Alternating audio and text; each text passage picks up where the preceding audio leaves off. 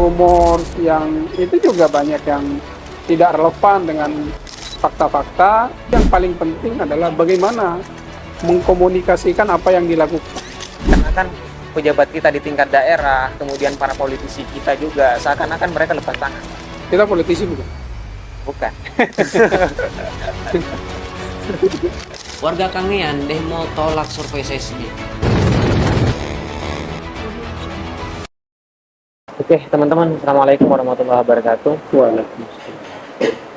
Kali ini kita akan berbincang langsung dengan salah satu akademis dari Pulau Madura. Beliau adalah Dr. Muhammad Hidayatur Rahman, sekaligus dosen di Fakultas Sosiologi Ilmu Politik ya Pak? FISIP Unija, juga dosen di Unmar. Kita akan membicarakan tentang sesuatu yang lagi hangat-hangatnya khususnya di Kepulauan Kangean ya Pak ya. Yang mungkin orang-orang hari ini Kepulauan Madura khususnya melakukan perlawanan terhadap salah satu perusahaan industri yang akan mengeksplorasi, khususnya kita sebut saja survei seismik ya. Aku ingin melihat pandangannya Pak. Gimana nih pandangannya terkait dengan apa yang sedang berkembang hari ini di masyarakat kita? Pertama saya lihat pada komunikasi para pihak yang melakukan kegiatan itu. Saya pikir itu juga hal yang paling penting, karena menurut Jürgen Habermas, era modern itu yang paling penting menurut dia itu bukan hanya sekedar aktivitas atau kegiatan atau kebijakan, misalnya kebijakan pemerintah. Ini kan kegiatan perusahaan. Bukan itu yang penting, tapi menurut Habermas itu yang paling penting adalah bagaimana mengkomunikasikan apa yang dilakukan. Itu yang paling penting. Nah, menurut saya, apa yang terjadi di Kepulauan Madura, khususnya di Kangean, itu adalah wujud dari relevansi pentingnya komunikasi yang disampaikan oleh Habermas tadi pada masyarakat kita yang sudah modern. Nah, ini yang perlu digarisbawahi menurut saya, komunikasi yang melibatkan publik sedemikian rupa itu mestinya dibangun sejak awal. Mungkin pihak-pihak yang berkepentingan itu bisa saja mengatakan bahwa saya sudah berkomunikasi dengan si A, si B, saya sudah melakukan koordinasi dengan pihak ini, pihak itu. Nah, kalau nyatanya kemudian memantik reaksi publik, bahkan kemudian berujung kepada penolakan, berarti hipotesisnya adalah bahwa komunikasi yang dilakukan itu tidak berjalan secara baik, kan begitu kira-kira. Nah, apalagi kemudian muncul isu, muncul rumor yang itu juga banyak yang tidak relevan dengan fakta-fakta di dalam dunia industri migas. Nah, karena Contoh misalnya Pak? iya, soal isu lingkungan misalnya, bahwa kerusakan yang ditimbulkan oleh industri migas itu seakan-akan dalam tanda kutip misalnya sama dengan kerusakan yang akan ditimbulkan oleh pertambangan batu bara dan nikel misalnya. Itu kan sesuatu yang berbeda. Tapi saya tidak perlu bicara itu karena saya bukan ahli lingkungan, pertambangan gitu, tetapi secara kasat mata itu kan berbeda. Misalnya tingkat kerusakan di daerah-daerah yang itu nambang gas dengan daerah-daerah yang itu nambang nikel sama batu bara. Jadi ini satu contoh bahwa komunikasi yang dilakukan oleh para pihak itu menurut saya kalau tidak disebut mengalami kegagalan, tidak dikelola secara memenuhi syarat-syarat sebagai komunikasi yang baik. Nah, tapi tentunya kan kita bisa lihat Pak variabelnya kan. Itu tadi soal komunikasi. Ini mahasiswa komunikasi yang nanya saya. Tapi kita kan bisa melihat juga apakah kemudian memang ini adalah hasil dari produk mereka yang di masa lalu gitu. Artinya bahwa masyarakat melihat nih ada produk yang mereka timbulkan yang itu ternyata tidak menjadikan masyarakat sejahtera kayak gitu. Itu kan juga jadi variabel lain, Pak, selain komunikasi tadi. Iya, jadi ada persepsi yang muncul di benak publik itu yang muncul dari pengalaman. Ya. Nah, itu yang akan berpengaruh kuat terhadap persepsi publik, pengalaman-pengalaman di masa lalu yang mungkin dia alami maupun dia saksikan. Memang ada tantangan pada aspek komunikasi ya. Jadi sesuatu yang hanya didengar atau dicerna sebagai satu informasi itu tidak terlalu kuat dalam membentuk persepsi publik. Itu dalam teori komunikasi begitu. Nah, informasi yang diterima oleh audiens atau oleh publik atau informan, bahasa komunikasinya, itu akan kuat mempengaruhi persepsi publik ketika apa yang diterima itu pernah dialami. Iya, betul. Sebelumnya atau pada saat dia menerima informasi itu sangat kuat. Bahkan itu bisa mengakar di benak publik. Nah, situasi yang ketiga itu adalah bagaimana kalau apa yang dialami oleh publik itu bertentangan dengan informasi yang diterima kemudian. Mana yang kira-kira berpengaruh? Nah, dalam teori komunikasi yang akan berpengaruh itu adalah apa yang dialami secara langsung. Ya. Nah, bagaimana kira-kira faktanya? Saya tidak tahu karena saya belum bikin survei. Berarti artinya bahwa masyarakat juga memang harus melihat ini, Pak, ya?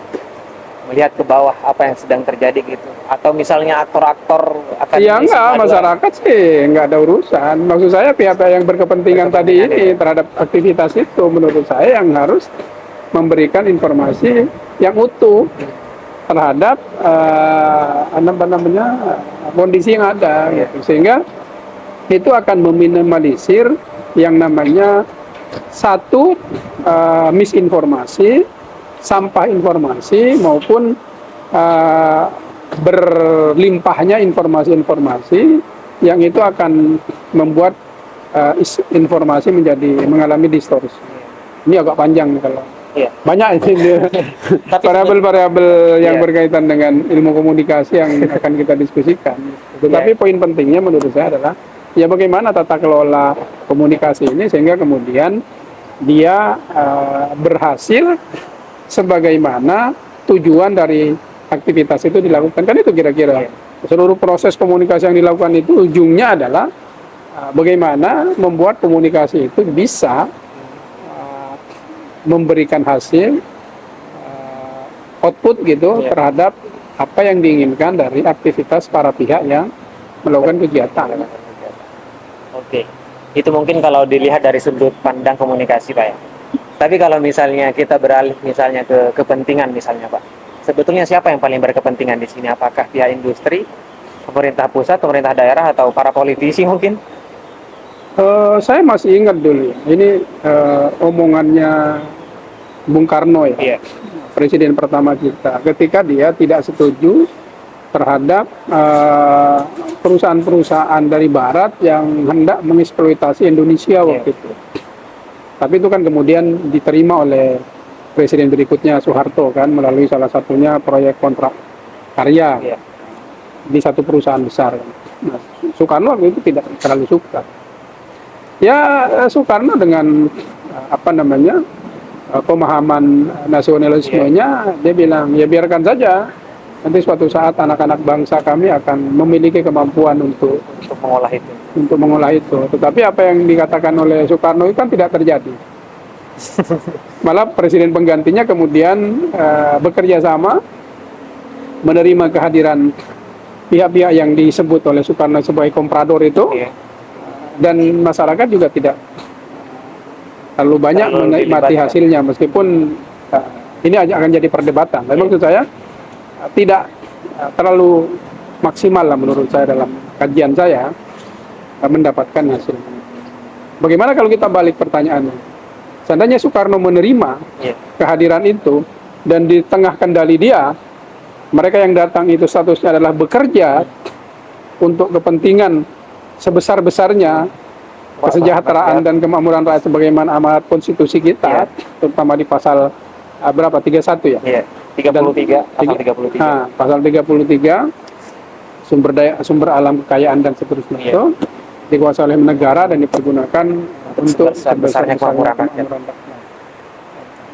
Saya pikir bagaimana kalau situasinya begitu? Iya. Nah, dengan keberanian Soekarno, kemampuan dia dalam bernegosiasi dari pra kemerdekaan sampai kemudian era kemerdekaan sampai pasca kemerdekaan dengan pihak-pihak di luar, menurut saya bisa jadi ya, karena kita tidak bisa juga menduga sesuatu yang tidak terjadi.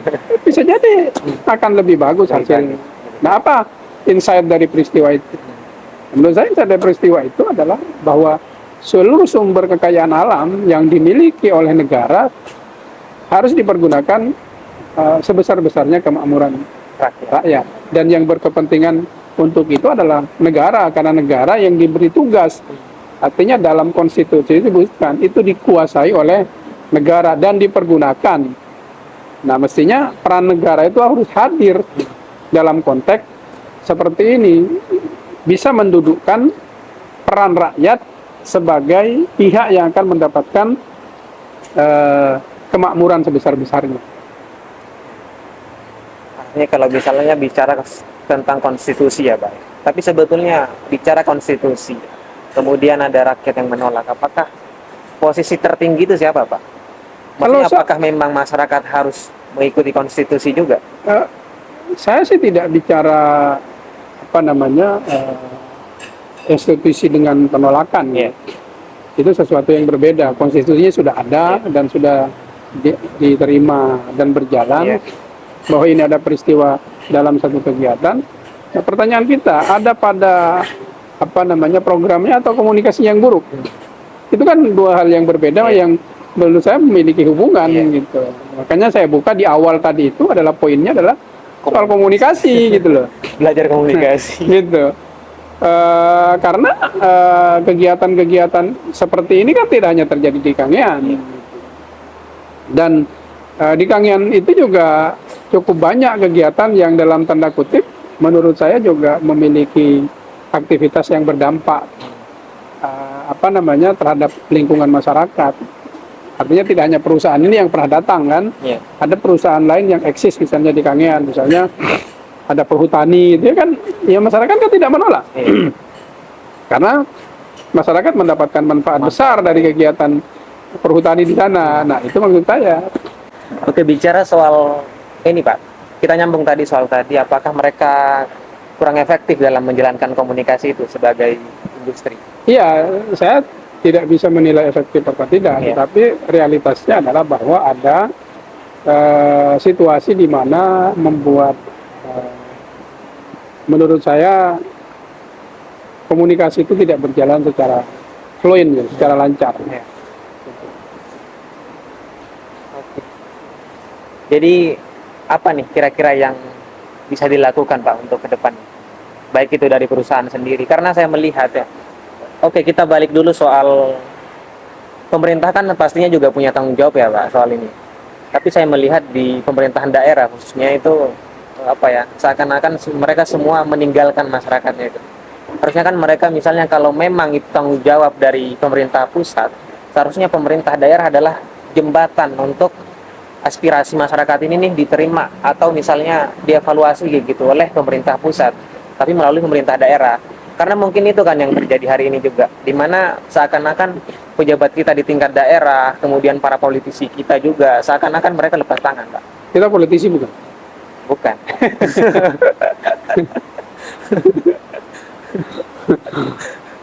Jangan-jangan statement saya berikutnya ini yang ditunggu-tunggu oleh pemerintah daerah ini.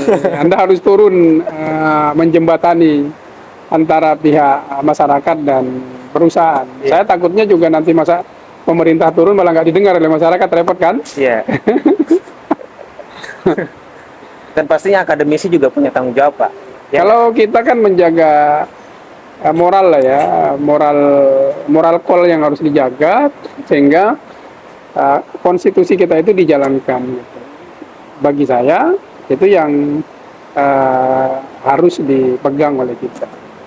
Bahwa konstitusi mengamanatkan bahwa seluruh sumber kekayaan alam itu sudah dikuasai oleh negara. Kalau kemudian negara memberikan kuasa selembar surat kontrak kepada perusahaan swasta untuk mengeksplorasi dan mengeksploitasi kekayaan alam, yang harus dipastikan itu adalah kekayaan alam yang dieksplorasi lewat perusahaan swasta atau public sector itu, private sector itu maksud saya, itu memberikan efek atau dampak kesejahteraan sebagaimana yang diamanatkan konstitusi dan dinyatakan di dalam sila kelima dari Pancasila, keadilan sosial. Nah, itu yang harus dijaga menurut saya, nilai-nilai ini, semangat ini, dan itu menjadi tugasnya akademisi, termasuk Anda mahasiswa dan juga mahasiswa yang nonton.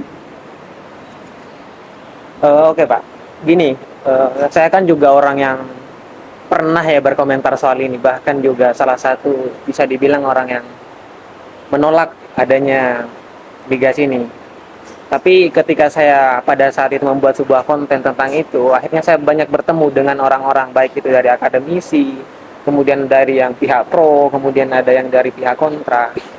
Ketika misalnya bicara yang kontra, mereka juga sebetulnya nggak punya data gitu. Dan yang pro, mereka juga tidak bisa menyampaikan data secara utuh gitu. Artinya tuntutan masyarakat itu juga masih mereka belum bisa menjawab itu gitu.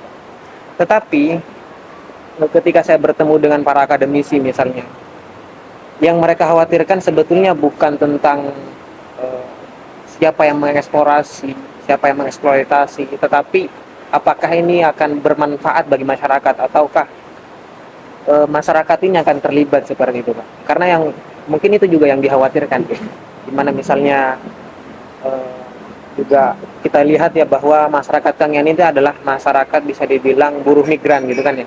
Artinya mereka banyak yang keluar merantau ke Malaysia, bahkan beberapa keluarga saya juga dari Celong itu ya bisa dibilang Kangean juga ya, mereka juga merantau gitu.